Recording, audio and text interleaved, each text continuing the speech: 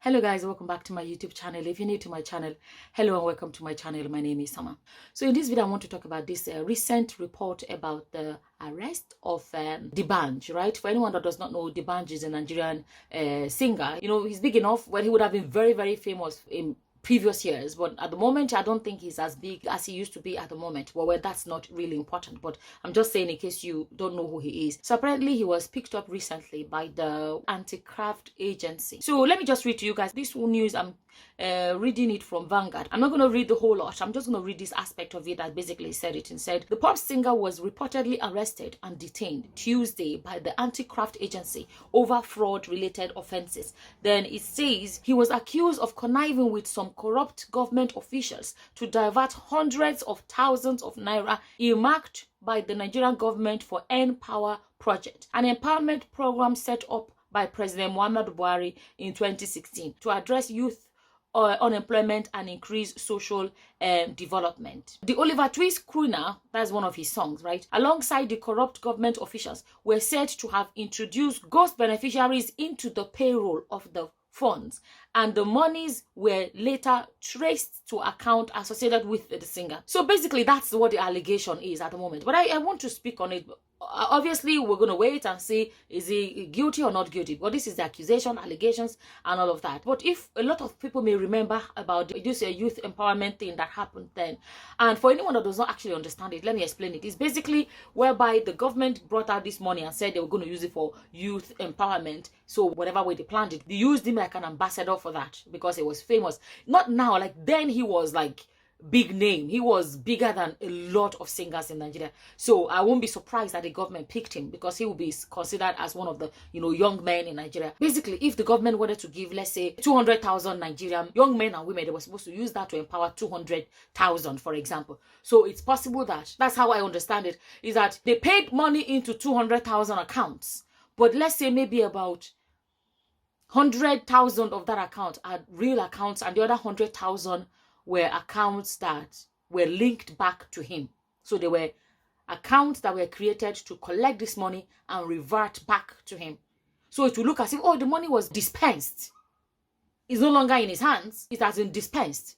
But actually, so it was dispensed into some accounts that were going to come back to him and the so-called corrupt government officials, right? That's basically what it's saying. And I decided to speak about it because we cannot come and say, the person that is being accused is a young man. He's not even that young anymore. But let's say, because he's a popular singer, he's a well-loved singer of whatever reason, and say, let's leave it. Let's not even talk about it. I believe we should talk about it like we talk about every other person. And don't forget, it's an accusation.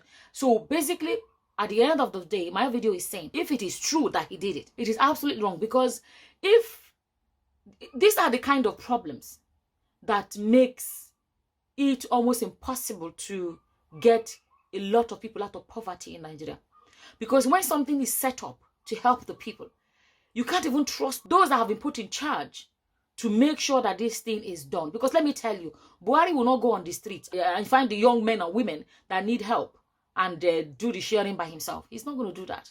But when he picks somebody like DBanj, where people say, he's already a rich person, what's he going to do? Because that's another thing. He's rich, he's famous. So it's possible that will give him a lot of the trust, because, he's rich, what's he going to do with this? He wouldn't want to do this. And he's a popular person, all of that. Don't forget, we're saying if it's true, right? Okay. And this is the problem. Why a lot of people will never come out of poverty in Nigeria. Because any project that is set up and they say is empowerment project in one way or the other, unfortunately, people that have been put in charge to make sure that it's carried out end up not doing it. That's what the problem is. Who was saying it? Somebody said it. That I think they said when they went to hospitals in Nigeria, like some small hospitals or whatever, they gave the nurses free gloves and free whatever so that they will have stuff to work in the hospital with. That they found out that a lot of nurses were taking them home. I think on Facebook or here on YouTube. I made a post about, helping the poor, helping the needy, helping orphanages and stuff like that. And this lady left a comment and said, let me tell you guys, she said she's from an orphanage. She grew up in an orphanage. She said, if you want to help them, cook food. Come there and distribute food for the children. That no matter what, the children will get the food. But if you think, organizations used to come and then they will buy like socks and shoes and a lot of amazing things for children in orphanages. And when they leave, then they will bring all the children out to receive it, and the children will be saying, thank you, auntie, thank you, whatever. The children will be showing appreciation.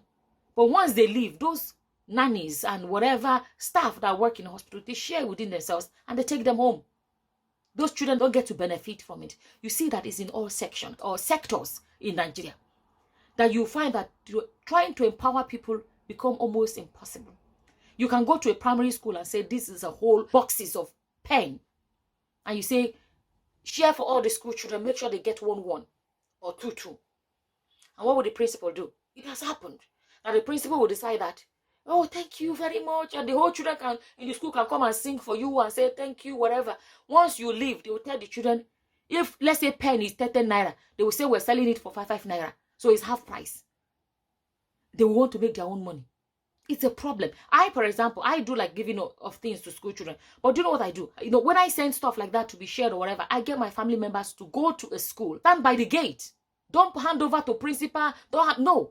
As children are going into the school, give them 1 pen in their own hands. There's a saying that, God, if you want to bless me, don't give somebody to give me. Because if you give to somebody to give me, it may not reach my hand. Give me directly. Human beings, unfortunately, that happens a lot where something is given to give to somebody else, they never end up doing it. So I'm saying it again, if it is true. And why we should not say, oh, it's DBanj and leave it. No. It's not when a pastor does something we speak, or when a politician does it. Anybody that does something, we should speak about it equally. Because if the corruption is in every sector, in every section, every wherever corner in Nigeria, the government can never fix that country. Because there's a role every individual has to play. You get my point? Let me tell you guys, DBanj is not poor. DBanj is loaded, right? Think about all the people he could have empowered that are maybe hungry, starving, be in terrible financial situations, that could have changed their lives. But DBanj's life is already changed. Not today. Have you seen his house? Have you seen his cars? He's living well. I say it again, if it is true, it is wrong, it is sad, it's very disappointing. At the end of the day, if people like him that are well-to-do, and all of that cannot be trusted with money that is supposed to be there to help the poor, who then can you trust with money?